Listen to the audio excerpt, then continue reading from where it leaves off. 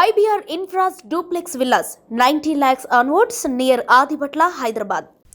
Details చూద్దాం. Pending ప్రాజెక్టుల్ని running ప్రాజెక్టులు చేశామన్నారు కేసీఆర్. పాలమూరు ప్రాజెక్టుతో సహా అన్ని ప్రాజెక్టుల్ని పూర్తి చేస్తామని ఉత్తమ్ కౌంటర్ ఇచ్చారు. ఏవైతే పెండింగ్ ప్రాజెక్టులను పెట్టినరో వాటిని రన్నింగ్ చేసిన వాటి అన్నిటికని నెట్టెంపాడు కావచ్చు, భీమా కావచ్చు, కల్వకుర్తి కావచ్చు, అన్నిటిని కూడా బ్రహ్మాండంగా లైన్లోకి తెచ్చి స్టార్ట్ చేసినాం. ఎంత దుఃఖభాజనం అంటే, ఎంత బాధాకరం అంటే, కృష్ణానది 300 కిలోమీటర్లు ప్రవహించేటువంటి పాలమూరులో 30,000 ఎకరాలు కూడా పారకం లేదండి. ఆర్డీఎస్ అన్ని కలిపి లేదు, అసలు రావు, నీళ్ళు రావు, కాలువ లేదు, పొలం లేదు, ఏం లేదు.